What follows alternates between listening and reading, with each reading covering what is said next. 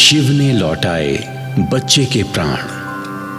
कहते हैं जब से ये धरती बनी है तब से ही इसको बनाने वाले भगवान शिव यहां रहने वाले प्राणियों की सुख शांति और कुशलता देखने यहां आते रहते हैं, और जो भक्त उनका प्रतिदिन स्मरण करते हैं उन्हें वो प्रकट होकर दर्शन भी देते हैं।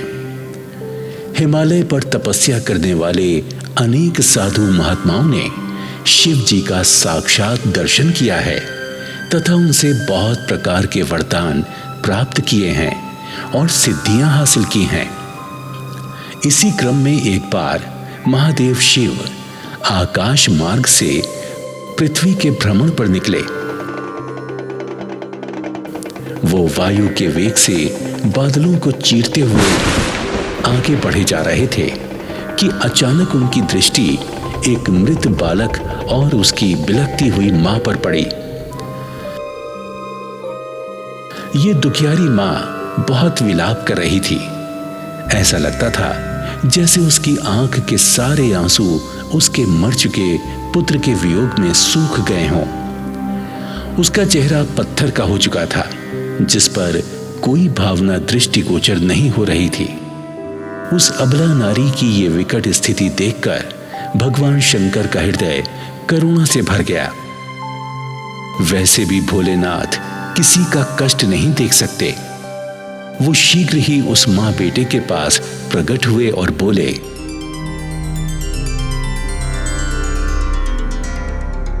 देवी, तुम्हारे पुत्र की देह निष्प्राण लगती है। कब से इसकी ये स्थिति है?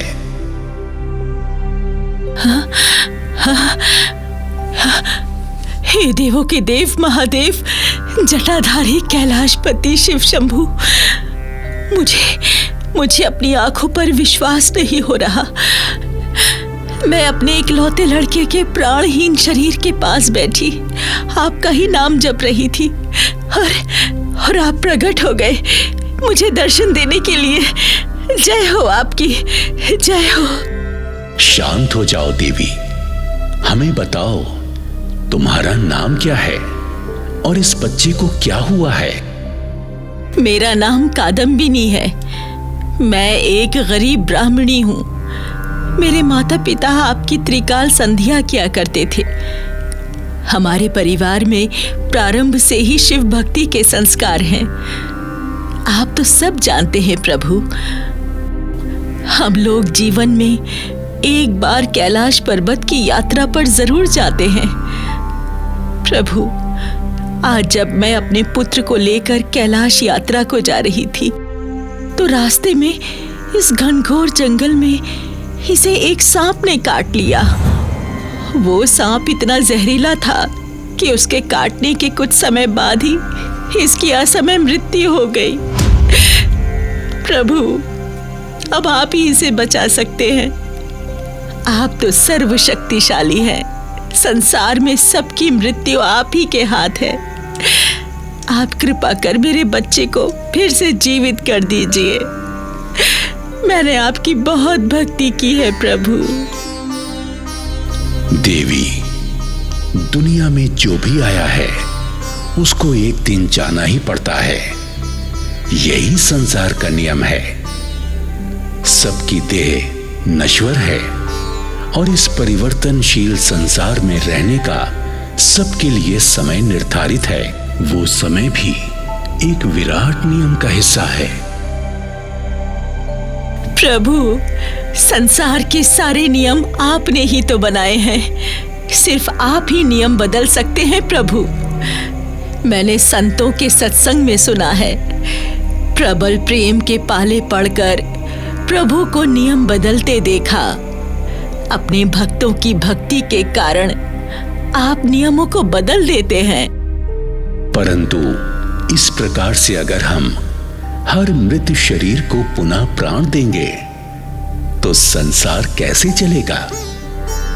जन्म मरण के चक्र को सुचारू रूप से चलाने के लिए हर पैदा हुई आत्मा को पुराना शरीर छोड़ना होता है ताकि वो फिर से नया शरीर धारण कर सके। पर प्रभु, ये बालक बहुत छोटा है। इसने अभी संसार का कोई सुख नहीं देखा। इसकी विद्यालय की शिक्षा तक पूर्ण नहीं हुई है। और सबसे मुख्य बात है कि ये कैलाश यात्रा पूर्ण करके आपके 12 ज्योतिर्लिंग दर्शन को भी जाना चाहता था। इसकी भक्ति भी पूरी नहीं हुई और संसार में भी इसने कोई सुख नहीं पाया। क्या मैं एक इतने अभागे बालक की माँ हूँ? अगर ऐसा है तो मेरी आपसे विनती है कि इसी समय आप अपने त्रिशूल से मेरा भी शीश काट दीजिए। इसके बिना मेरे भी जीने का कोई अर्थ नहीं है भोलेनाथ, कोई अर्थ नहीं है। शांत हो जाओ देवी, शांत हो जाओ। मैं दिव्य दृष्टि से देख सकता हूं कि तुम्हारे बेटे की आयु समाप्त हो गई है, तभी यमराज उसके प्राण ले गया है। पर हे भोलेनाथ, यमराज इत्यादि देवता तो आपके सेवक हैं। आपकी आज्ञा को वो नहीं टाल सकते। आपके एक इशारे की देर है, वो मेरे बच्चे के प्राण लौटा देंगे। हे प्रभु, मरने से पहले मेरे बेटे की जुबान पर आपका ही नाम था। उसे उस मृत्यु की विकट घड़ी में और किसी की नहीं, बस आपकी ही याद आई। इधर उसका शरीर छूट रहा था और वो लगातार ओम नमः शिवाय जपता जा रहा था। अपने नाम की लाज रख लो प्रभु, अपने नाम की लाज रख लो। मेरे बेटे ने मरने से पहले मुझे आखिरी बात जो कही थी वो यही थी कि हे माँ, तुम चिंता मत करना, भगवान शंकर मुझे कुछ नहीं होने देंगे, वो मेरी रक्षा करेंगे।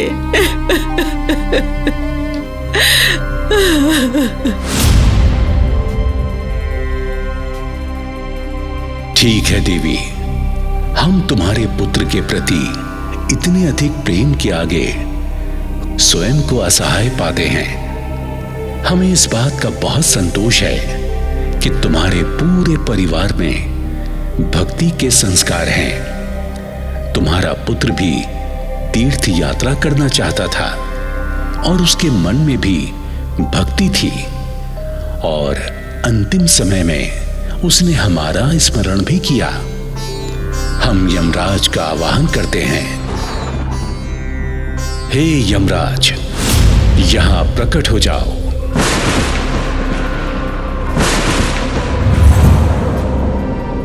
क्या आज्ञा है प्रभु? मुझसे क्या त्रुटि हुई है जो आपने असमय मुझे बुलाया है? मेरे कार्य में कोई गलती हो तो मुझे क्षमा कर दे भोलेनाथ। तुमने इस बच्चे के प्राण क्यों लिए? क्या नहीं जानते कि ये बहुत छोटा है और अपनी मां का बहुत ही प्यारा बालक है? तुमने ऐसा क्यों किया? ये हमारा नाम जप रहा था, फिर भी तुमने इसके प्राण खींच लिए। ऐसा करते हुए क्या तुम्हारे हाथ नहीं कांपे? यमराज, कुछ बोलते क्यों नहीं? क्या मुख में जीवा नहीं है या अपनी बात रखने के लिए कोई शब्द नहीं है तुम्हारे पास? शीघ्र बताओ, तुमने इस असहाय बच्चे के साथ ऐसा क्यों किया? वरना अभी अपनी तीसरी दृष्टि से तुम्हें कामदेव की तरह जलाकर भस्म कर देंगे। हे महाकाल, हे त्रिकाल, आपने ही यह नियम बनाया है कि जिस व्यक्ति की सांसों की गिनती समाप्त हो जाए हम उसे यमलोक ले जाएं। इस बच्चे की सांसों की गिनती भी समाप्त हो गई थी, इसलिए हमने इसके प्राणों को हर लिया और ये मृत्यु को प्राप्त हो गया। अब आप चाहें तो इसे सांसें देकर फिर से आयु प्रदान कर सकते हैं। आप ही महामृत्युंजय हैं, आप ही शिव शंकर हैं। मेरी भूलों को क्षमा करें महाराज कि मैं इस बात पर ध्यान नहीं दे पाया कि ये ओम नमः शिवाय का जाप कर रहा था। मुझे क्षमा कर दे प्रभु, मुझे क्षमा कर दे। हे प्रभु, अपने भक्तों की लाज रख लीजिए। मेरे बच्चे के प्राण लौटा दीजिए प्रभु, लौटा दीजिए। शांत हो जाओ देवी। इसे तक्षक नाग ने काटा है। उसके विष से कोई नहीं बच पाता। हम अभी उसे यहां बुलाते हैं। शिव जी ने तुरंत आवाहन किया और तक्षक नाग वहां प्रकट हो गया। क्या आज्ञा है प्रभु? किसका वध करना है? किसको डंक मारना है? किसको यमलोक पहुंचाना है? आज्ञा दीजिए प्रभु, किसके प्राण हरने हैं? किसी के प्राण नहीं हरने हैं तक्षक, अपितु हमें तो इस बच्चे के प्राण लौटाने हैं। ये बालक और इसकी मां हमारे परम भक्त हैं। ये बहुत आस्तिक तथा भक्ति भाव वाले हैं। ये ओम नमः शिवाय और महामृत्युंजय मंत्र का प्रतिदिन जाप करते हैं। इनके परिवार में किसी की भी अकाल मृत्यु नहीं हो सकती। इसीलिए तुम अभी से बच्चे का सारा विष खींचकर इसे जीवित कर दो।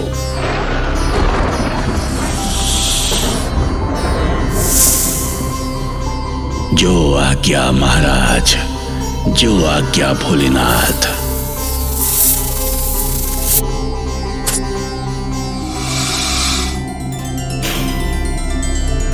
इस प्रकार तक्षक नाग ने विष खींच लिया। बच्चा जीवित हो गया और मुस्कुराने लगा। देखो माँ, भोले भंडारी ने मुझे कुछ नहीं होने दिया। माँ ने उसको गले से लगाया और बोली, मेरे बेटे तुम कहाँ चले गए थे मेरे बेटे? जय भोलेनाथ, जय शिव शंभू, जय भोलेनाथ।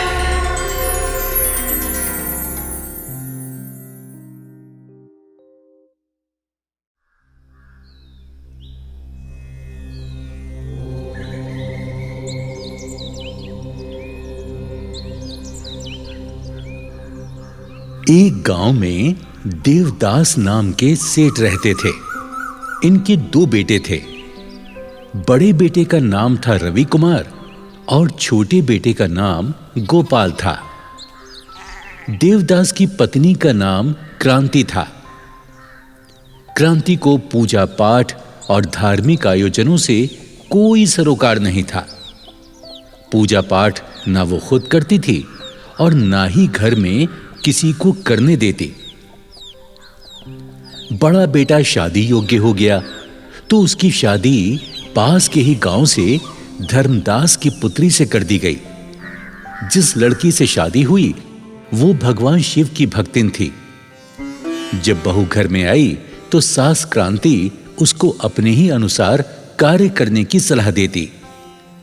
बहू का नाम था सत्या देवी। तो सत्या का नियम था कि सुबह उठकर स्नान करती और शिव जी की पूजा करके ही कोई काम शुरू करती। एक दिन सत्या देवी यानी बहू शिव मंदिर जाने को तैयार हुई तो सासू ने पूछा, ए बहू, ये सुबह सुबह कहाँ जा रही हो? माँ जी, मैं शिव मंदिर जा रही हूँ। क्या तू शिव की पूजा करती है? हाँ माँ जी, मैं शिव जी को जल चढ़ाकर ही कोई कार्य करती हूँ। मैं बचपन से ही शिव जी की पूजा भक्ति करती हूँ। मेरा ये नियम मेरे मायके से ही है। अरे वो तेरा मायका है, ये तेरा ससुराल है। यहाँ वो ही होगा जो मैं चाहूंगी। कोई जरूरत नहीं है मंदिर जाने की। हमारे यहाँ कोई पूजा पाठ और किसी देवता पर विश्वास नहीं करते। यहाँ कोई पूजा पाठ नहीं होगा, समझी? तभी ससुर देवदास आ पहुंचे। अरे क्रांति, क्यों बहू को डांट रही हो? सुनो जी, गजब हो गया। मेरे तो भाग्य फूट गए ऐसी बहू पाके। क्यों, क्या किया बहू ने? अरे तुम्हारी लाडली बहू शिव की पूजा करने मंदिर जा रही है। रोको इसे, हमें पूजा पाठ पर भरोसा नहीं है। अरे भाग्यवान, अरे तुझे पूजा पाठ पर भरोसा नहीं है तो बहू को तो जाने दे। उसकी अपनी भावना है, शिव के प्रति श्रद्धा है। नहीं जी, मैं बहू को पूजा पाठ करने की अनुमति नहीं दूंगी। आज ये शिव के मंदिर जाएगी, कल मेरे बेटे को भी पुजारी बना देगी। अरे क्यों अपनी सोच दूसरे पर थोप रही हो? जाओ बहू जाओ, तुम शिव मंदिर जाओ। ससुर के कहने पर सत्या देवी शिव मंदिर चली जाती है। शिव को जल फूल चढ़ाकर, हाथ जोड़कर शिव को अपनी व्यथा सुनाती है। हे शिव शंभु भोलेनाथ, मेरी सास को सद्बुद्धि दो। वो मुझे आपकी पूजा करने से रोकती है। आप तो अच्छी तरह जानते हो, मैं आपकी पूजा किए बिना कोई कार्य नहीं करती हूँ। हे शंभु, मेरी रक्षा करो। जय हो शिव शंकर भोलेनाथ, जय हो शिव शंकर भोलेनाथ। जब बहू मंदिर से घर लौट कर आई तो देखती है कि उसकी सास छाती पीट पीट कर रुदन कर रही थी। हाय हाय, इस बहू ने मेरे घर का सत्यानाश कर दिया। मेरा बेटा भी मेरी बात नहीं मानता। अरे वो तो बहू के कहने पर ही चलता है। हाय हाय, अब मैं क्या करूं? माँ जी, मैं शिव जी की पूजा अर्चना ही तो करती हूँ, इसमें बुरा ही क्या है? शिव शंकर भोलेनाथ एक ऐसे देव हैं जो बड़े ही दयालु हैं। अपने भक्तों के घर में सदा आनंद ही आनंद करते हैं। चल चुप रह, मुझे ज्ञान मत दे। वो जोगी औघड़ मेरे घर में क्या आनंद करेगा, जो खुद शमशानी है, तन पे भभूति लगाए रहता है। माँ जी, अगर आप शिव की आराधना नहीं करना चाहती हैं तो मत करें, पर मेरे प्रभु शिव का अपमान न करें। उनका अपमान ना करें माँ जी। अरे यो कुलच्छनी, ये ड्रामा करने की जरूरत नहीं है। अगर मेरी बात ना मानी तूने तो तुझे तेरे घर पहुंचा दूंगी। दूसरे दिन बहू सत्या देवी रोज की तरह सुबह स्नान करके शिव मंदिर जाने की तैयारी करने लगी। तभी उसकी सास चिल्लाने लगी, अरे ओ, कहाँ चली? आज तू मंदिर नहीं जाएगी। सबसे पहले नाश्ता तैयार कर। मेरा बेटा काम करने क्या भूखा जाएगा? सुनो जी, मेरा नियम मत तोड़ो, मुझे मंदिर जाने दो। मेरे शिव भोले मेरी बाट निहार रहे होंगे। अच्छा, तेरा भोला तेरी बाट देख रहा होगा और तेरा पति परमेश्वर भूखा जाएगा। अरे भाग्यवान, मैंने कितनी बार कह दिया, बहू को पूजा पाठ के लिए मत रोको, उसे जाने दो। जा बहू तू पूजा करने, देर मत कर। बहू मंदिर चली जाती है। उधर सास अपने बेटे को भड़काने लगती है। देख बेटा, ये बहू ऐसे नहीं मानेगी। इसे इसके पीहर छोड़ा। माँ, अभी एक बार इसे और मौका दो। अगर अब की बार हमारी बात नहीं मानेगी तो फिर मैं वैसे ही करूंगा जैसा तुम कहोगी। बहू मंदिर से वापस आकर अपने घर का काम निपटाने लगी। वो सोच रही थी, कल शिवरात्रि है, मुझे व्रत की तैयारी करनी है। हे शंभु, मुझे शक्ति देना, मैं हर साल की तरह इस साल भी आपका व्रत पूरा कर सकूं। अगले दिन सत्यवती ने महाशिवरात्रि का व्रत रखा और पूजा की थाली में बेल, धतूरा, दूध, फल और जल का लोटा भरकर थाली में सजाए। जब वो शिवजी को पूजने मंदिर जाने लगी, तभी उसकी सास ने उससे पूछा, कहाँ जा रही है ये थाली सजाकर? माँ जी, आज महाशिवरात्रि है, मैं भोलेनाथ को बेल, फूल, धतूरा, दूध, जल चढ़ाने जा रही हूँ। सास क्रोधित होकर बोली, खबरदार, जो उस औघड़ योगी को पूजा तूने, या तो इस घर में तू ही रहेगी या मैं। चल थाली अंदर रख, और खबरदार जो घर से बाहर पैर निकाला तो। सासू माँ, आज महाशिवरात्रि का पावन पर्व है।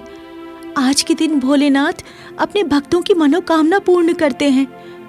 मैं भी भोलेनाथ से अपने पति देव के लिए नौकरी और संतान का वर मांगूंगी। शिवजी अवश्य ही आज के दिन मनोकामना पूर्ण करेंगे। आज मुझे मंदिर जाने से ना रोकिए माँ जी। मैंने बड़ी श्रद्धा से भोलेनाथ का व्रत रखा है। अगर मैं शिव जी की पूजा नहीं कर पाई तो मैं अपने को कभी क्षमा नहीं कर पाऊंगी। सासू माँ, मैं आपके आगे हाथ जोड़ती हूँ, मुझे जाने दो। बहू की विनती का सास पर कोई असर नहीं हुआ और वो अपनी जिद पर अड़ गई। तू शिव मंदिर नहीं जाएगी, ये मेरी जिद है। चल अंदर चल। मैंने कहा ना, तू नहीं जाएगी तो नहीं जाएगी। चल चल अंदर चल। तेरी हिम्मत कैसे हुई बाहर निकलने की? आज तू नहीं जाएगी। चल रह यहाँ पर। माँ जी मुझे जाने दीजिए। माँ जी ऐसा मत करिए। माँ जी मुझे आज के लिए जाने दीजिए मुझे माँ जी। और बहू गिड़गिड़ाती रही। सास ने बहू को कमरे के अंदर धकेलकर बाहर से दरवाजे की कुंडी लगा दी। जैसे ही सास आंगन की ओर झुंझलाकर निकली, आंगन में पानी फैला हुआ था। सास का पांव फिसल गया और वो जोर से पछाड़ खाकर गिर पड़ी। एक जोर सी चीख के साथ सासू की सांसें थम गईं। घर के सारे लोग दौड़कर आ गए। रोना धोना शुरू हो गया। तभी बेटा रवि वहां आया और मौका देख अपनी पत्नी को दोष देने लगा। अरे मां, अरे देख देख, तेरी बदौलत मेरी मां मर गई। अरे तू हत्यारिन है तू। अब बोल तू अपने भोलेनाथ से, अगर वो भगवान है तो मेरी मां को जीवित कर दे। ओ मां, मेरी अच्छी मां। अरे बहू को बाहर निकालो, किसने इसे कमरे में बंद किया? जैसे ही बहू बाहर आई तो अपनी सास को देखकर हक्का बक्का रह गई। वो दौड़ी और शिव मंदिर पहुंची और भोलेनाथ से प्रार्थना करने लगी। हे भोलेनाथ शिव शंभू, आपने ये क्या किया? आज के दिन आप सबको खुशहाली देते हो और मेरी पूजा का फल मेरे घर में शोक से भर दिया। हे महाकाल, काल को वश में करने वाले, मेरा ये दोष दूर करो। मेरी सासू को जीवन दान दे दो, वरना दुनिया का आप पर से विश्वास हट जाएगा। हे देवों के देव महादेव, मेरी विनती स्वीकार कर लो। यदि आपने मेरी सास को जीवित नहीं किया तो तेरी चौखट पर सर पटक पटक कर अपने प्राण दे दूंगी। बहू भोलेनाथ के चरणों में अपना सिर पीटने लगी। तभी भोलेनाथ ने अपनी किरणों से उसकी सांस को जीवन दान दे दिया। वहां खड़े सारे लोग चकित हो गए। सासू मां ने आंखें खोली तो तमाम लोग खड़े हुए थे। सासू ने पूछा, आप लोग यहाँ इकट्ठे क्यों हो? क्या हुआ? अरे भाग्यवान, तुम मृत्यु को प्राप्त हो गई थी। अचानक तुम्हें प्राण दान मिले हैं। ये मेरी बहू की पूजा का ही फल है। कहाँ है मेरी बहू सत्या? बहू, बहू, अरे कहाँ है मेरी बहू? तुम्हारा ये हाल देखकर लगता है वो शिव मंदिर गई हुई है। अरे उसी की आराधना का ये फल है। अरे देर क्यों कर रहे हो? चलो चलो मंदिर चलकर भगवान शिव से क्षमा याचना करते हैं। चलो चलो। सभी लोग शिव मंदिर पहुंचे। वहां बहू को शिव के चरणों में बेहोश देखकर सासू मां ने उसे अपनी गोदी में उठा लिया। बहू, हे बहू, आंखें खोलो बहू। हे शिव शंभू भोलेनाथ, मेरी भूल को क्षमा करो। आज से मैं भी आपकी पूजा करूंगी। शिव की कृपा से बहू ने आंखें खोली तो स्वयं को अपनी सासू मां की गोदी में पाया। सास ने अपनी बहू से माफी मांगी। बहू, मुझे क्षमा कर दे। मैंने तेरी पूजा पे शंका की। तेरी पूजा और भोलेनाथ की कृपा से मैंने फिर से जीवन पाया है। मुझे क्षमा कर दे बहू। सत्या, मुझे क्षमा कर दो। मैंने भी तुम्हारा बहुत दिल दुखाया है, तुम्हारा अपमान किया है। मुझे क्षमा कर दो।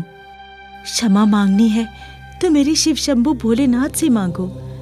प्रभु अपने भक्तों को कभी निराश नहीं करते। अब देख क्या रहे हो, बोलो जय जय शिव शंभू भोलेनाथ, हर हर महादेव। जय शिव शंभू, जय भोलेनाथ, हर हर महादेव, हर हर महादेव। सभी खुशी खुशी अपने घर लौट आते हैं।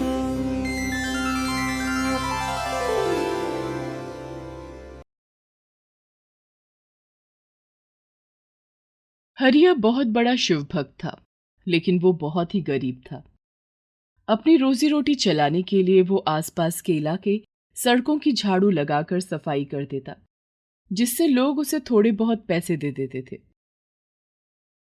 साहब, सड़क पर झाड़ू लगा दिया है। ठीक है, अब पार्क की सफाई कर दो। जी साहब। साहब, मैंने पार्क की सफाई भी कर दी। ये लो 400 रुपए। हरिया के घर से थोड़ी दूर पर एक शिवालय था। हरिया वहां रोज जाता और मंदिर के आसपास झाड़ू लगाकर साफ सफाई कर देता था। बदले में मंदिर का पुजारी उसे कुछ पैसे दे देता था। इसी तरह हरिया की जिंदगी की गाड़ी चल रही थी। हरिया के घर में उसकी पत्नी मंजुला और उसका 5 साल का बेटा भोला रहते थे। भोला कभी कुछ खाने की जिद करता तो हरिया उसे भी पूरा नहीं कर पाता। उनका परिवार रूखी सूखी खाकर गुजारा कर रहा था। हरिया रोज नहा धोकर सबसे पहले शिव मंदिर जाता। हरिया शिव मंदिर में घंटा बजाता और भगवान शिव की पूजा करता। वो शिव भगवान से रोज एक ही बात कहता कि कभी मेरे घर पधारो प्रभु। जय भोलेनाथ की, जय शिव शंकर की। मंदिर में तो रोज मिलते हो, कभी मेरे घर पधारो प्रभु। एक दिन मंदिर के पुजारी ने उसे प्रसाद में मिठाई दी। हरिया खुशी खुशी घर आया। हरिया अपने बेटे भोला को पुकारता है। भोला, भोला। जी पिताजी। अरे वाह, मिठाई, मुझे मीठा बहुत पसंद है पिताजी। और भोला प्रसाद की मिठाई खाकर बहुत खुश होता है। पिताजी, मुझे खीर पूरी खानी है। बेटा थोड़े दिन रुक जा, खिला दूंगा। 2 सूखी रोटी तो जुड़ती नहीं, खीर पूरी कहां से खिलाओगे? अरे भाग्यवान, महाशिवरात्रि आ रही है, मंदिर में भंडारा लगता है ना, वहां से खीर पूरी लाकर खिला दूंगा। सुनो, मैं काम पर जा रहा हूं, ठीक है? अब कुछ खाने को हो तो दे दो, मैं खाकर चला जाऊंगा। घर में खाने को कुछ नहीं है। कल रात की 1 रोटी बची थी, वो मैंने भोला को खिला दी। ठीक है, तो मुझे नमक पानी दे दो, वही पीकर चला जाऊंगा। नमक पानी पीकर हरिया घर से बाहर काम के लिए निकल जाता है। उस दिन उसे मंदिर के आसपास के इलाकों में साफ सफाई का काम मिल जाता है। महाशिवरात्रि आने वाली थी और मंदिर के आसपास के इलाकों को साफ सुथरा करके सजाया जाना था। इस साल मंदिर में बहुत बड़ा भंडारा होने वाला है, भोला को खूब खीर पूरी खिलाऊंगा। हरिया मंदिर के सामने हाथ जोड़कर बोलता है, ए भोलेनाथ, कभी मेरे घर भी पधारो। उस दिन हरिया को 300 रुपए मिलते हैं। काम खत्म करके हरिया घर की ओर जाने लगता है। रास्ते में चलते चलते अचानक हरिया को किसी के कराहने की आवाज सुनाई देती है। अरे, ये कराहने की आवाज कहां से आ रही है? ये किसी बुजुर्ग की आवाज लगती है। हरिया इधर उधर देखने लगता है। आवाज तो झाड़ियों से आ रही है। हरिया झाड़ियों की तरफ जाता है तो देखता है वहां एक बुजुर्ग आदमी गिरा हुआ था और बहुत कराह रहा था। हरिया उसे कंधे पर उठाकर झाड़ियों से बाहर लाता है। उस बुजुर्ग के पूरे शरीर में कोढ़ हो गया था और उसके घाव पर मक्खियां भिनभिना रही थी। बाबा, आप यहाँ कैसे आए? आपका घर कहाँ है? बगल के गांव में मेरा घर है। आप कहें तो आपको घर पहुंचा दूं? नहीं, मुझे कोढ़ की बीमारी हो गई है, इसलिए मेरे बेटे बहू मुझे यहाँ छोड़कर चले गए हैं। मुझे यहीं रहने दो, भूखा प्यासा तड़प तड़प कर मर जाऊंगा। नहीं बाबा, मैं आपको यहाँ नहीं छोड़ सकता। हरिया उस बुजुर्ग आदमी को अपने कंधे पर बिठाकर घर ले आता है। मंजुला, ओ मंजुला। जी आई। 2 गिलास पानी ले आना। मंजुला पानी लेकर आती है और हरिया से कहती है, ये किसे ले आए? मंजुला, ये बाबा मुझे सड़क के किनारे झाड़ियों में मिले हैं। इनकी बीमारी के कारण इनके बेटे बहू ने इन्हें घर से निकाल दिया है। इन्हें यहाँ क्यों ले आए? हमारा खुद का तो खाने का ठिकाना है नहीं, इन्हें क्या खिलाएंगे? और इनकी बीमारी के इलाज का खर्चा कहाँ से उठाएंगे? तुम चिंता मत करो मंजुला, भोलेनाथ सब इंतजाम कर देंगे। आज 300 रुपए मिले थे, मैं 100 रुपए का राशन ले आया हूँ। बाकी बचे पैसों से बाबा की दवाई ले आऊंगा। तुम खाने की तैयारी करो, मैं इन्हें पास के अस्पताल में ले जाता हूँ। हरिया बूढ़े बाबा को अपने कंधे पर बिठाकर अस्पताल ले जाता है। वहां उन्हें डॉक्टर से दिखाता है। इन्हें ठीक होने में कुछ दिन लग जाएंगे। मैं दवाइयां लिख देता हूं, इन्हें रोज दवाइयां खिला दीजिएगा। ठीक है डॉक्टर साहब। हरिया के पास जो पैसे थे उससे वो बूढ़े बाबा के लिए दवाइयां खरीद लेता है और उन्हें अपने कंधे पर बिठाकर घर ले आता है। रात को जब सब खाना खाने के लिए बैठे, आज तो इनकी दवाइयां ले आए आप, रोज इतनी महंगी दवाइयां कहां से लाओगे? मंजुला, सब हो जाएगा।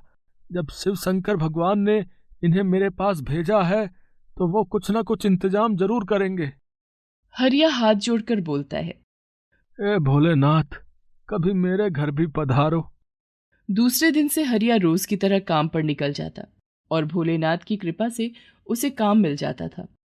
अब तो हरिया कभी 300 तो कभी 400 रुपए कमा लेता था, जिससे रोज का खाने का इंतजाम भी हो जाता और बूढ़े बाबा की दवाई भी आ जाती थी। बूढ़े बाबा धीरे धीरे ठीक हो चले थे।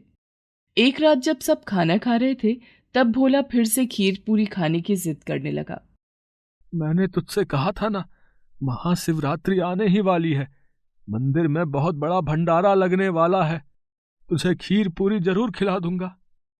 मंदिर में क्यों, तुम इस बार अपने घर में भंडारा करो और सबको खीर पूरी खिलाओ। लेकिन बाबा, मुझ गरीब के पास इतने पैसे कहाँ? जो कमाता हूँ उससे एक रात की रोटी का जुगाड़ हो पाता है बस। 2 दिन के बाद महाशिवरात्रि है, इतनी जल्दी मैं भंडारे के लिए पैसे कहाँ से लाऊंगा बताइए। इसकी चिंता तुम मत करो, तुम बस महाशिवरात्रि की पूजा और भंडारे की तैयारी करो। दूसरे दिन से हरिया के घर में महाशिवरात्रि पूजा की तैयारी होने लगती है। मंजुला पूरे घर की साफ सफाई करती है। घर में बने पूजा स्थल की साफ सफाई करके वहां मंदिर से फूल लाकर सजावट करती है। तुम बस आधा किलो चावल, आधा किलो दूध और 1 किलो आटा ले आना और आस पड़ोस में खबर कर दो, महाशिवरात्रि के दिन तुम्हारे घर भंडारा है। हरिया पूजा और भंडारे का सामान ले आता है। दूसरे दिन महाशिवरात्रि का त्योहार था। आधा किलो चावल और आधा किलो दूध से कितनी खीर बन पाएगी? आपने तो सभी पड़ोसियों को खबर कर दी है कि हमारे घर भंडारा है। इतने में तो हमारा ही पेट नहीं भरेगा, हम उन्हें क्या खिलाएंगे? बाबा जी ने कहा था, मैंने वैसा ही किया। अब आगे भोलेनाथ जाने। महाशिवरात्रि का दिन भी आ गया। हरिया का पूरा परिवार नहा धोकर भगवान शिव और माता पार्वती की पूजा में व्यस्त था। मंजुला ने आधा किलो चावल और आधा किलो दूध की खीर बनाई और 1 किलो आटे की पूरियां बनाई। घर के बाहर भंडारा खाने के लिए पड़ोसी आने लगे थे। हरिया, तुम सब लोगों को खाने के लिए बिठाओ और मंजुला, तुम भंडारे का प्रसाद परोसना शुरू करो। लेकिन बाबा, ये प्रसाद तो कुछ ही लोगों तक बंट पाएगा। तुम इसकी चिंता मत करो, ये प्रसाद कभी खत्म नहीं होगा। तुम इसे जितना बांटोगी ये उतना ही बढ़ेगा। मंजुला को बूढ़े बाबा की बातों पर विश्वास नहीं हुआ, लेकिन फिर भी उसने लोगों को खीर पूरी का प्रसाद परोसना शुरू कर दिया। हरिया और मंजुला के आश्चर्य का ठिकाना न रहा। भंडारा खाने आए सभी लोगों ने प्रसाद खा लिया, लेकिन पतीले में से ना तो खीर खत्म हुई और ना ही पूरी खत्म हुई। उस दिन भोला ने भी जमकर खीर पूरी खाई। हाँ, ये कैसा चमत्कार है? मुझे तो लगता है ये बूढ़े बाबा कोई चमत्कारी बाबा है। अरे, लोगों को खिलाने के चक्कर में हम बूढ़े बाबा को तो भूल ही गए, उन्हें तो प्रसाद खिलाया ही नहीं। हरिया और मंजुला बूढ़े बाबा को प्रसाद खिलाने के लिए घर के अंदर जाते हैं, लेकिन बूढ़े बाबा घर में नहीं थे। बाबा कहीं नजर नहीं आ रहे हैं। कहीं वो हमसे नाराज होकर चले तो नहीं गए? हमने उन्हें खाने के लिए नहीं पूछा। हमसे बहुत बड़ी गलती हो गई, जाने कहाँ गए होंगे। हरिया भगवान भोलेनाथ को याद करता है और उनसे माफी मांगता है। हे भोलेनाथ, आज महाशिवरात्रि के पावन अवसर पर हमसे बहुत बड़ी गलती हो गई। एक बुजुर्ग हमारे घर से भूखा चला गया। तभी घर में एक आवाज गूंजती है। हरिया, मैं कहीं नहीं गया, मैं तो सदा तुम्हारे पास हूं। बाबा, बाबा, आप कहाँ हैं? हरिया और मंजुला घूम घूम कर देखने लगते हैं कि शायद बाबा यहीं कहीं छिपे हैं, लेकिन तभी वो आवाज फिर से आती है। हरिया, मैं भगवान शिव हूं, जिनकी तुम रोज पूजा किया करते हो। और तुम ही तो कहते थे ना कि हे भोलेनाथ, कभी पधारो मेरे घर। तो मैं बूढ़ा कोढ़ी बनकर तुम्हारे घर आया था। तुम और तुम्हारी पत्नी ने एक बूढ़े बीमार की बहुत सेवा की। मैं तुम्हारी भक्ति से बहुत प्रसन्न हूं। मैं तुम्हें आशीर्वाद देता हूं कि तुम्हारे सारे दुख दूर हो जाएंगे, तुम्हारे दिन बदल जाएंगे और तुम बहुत धनवान हो जाओगे। लेकिन कभी भी गरीब और जरूरतमंदों की मदद करना मत छोड़ना। अपने मन में हमेशा दूसरों के लिए दया भाव रखना। हरिया और मंजुला सिर झुकाकर बाबा भोलेनाथ को प्रणाम करते हैं और उनकी आंखों से भक्ति के आंसू छलक आए थे। बाहर प्रसाद खा रहे सभी लोग खाने की बहुत तारीफ कर रहे थे। भाई वाह, ऐसी खीर पहले कभी नहीं खाई। हाँ, ऐसा लगता है भगवान भोलेनाथ ने खुद इसे अपने हाथों से बनाया भाई, है ना? वाह भाई वाह। भोलेनाथ की असीम कृपा से हरिया और मंजुला का भंडारा सफल हो गया और दोनों की गरीबी के दिन दूर हो गए। दोनों के घर में अब किसी चीज की कोई कमी नहीं थी। दोनों भोलेनाथ की भक्ति करते और सुखी जीवन जीने लगे।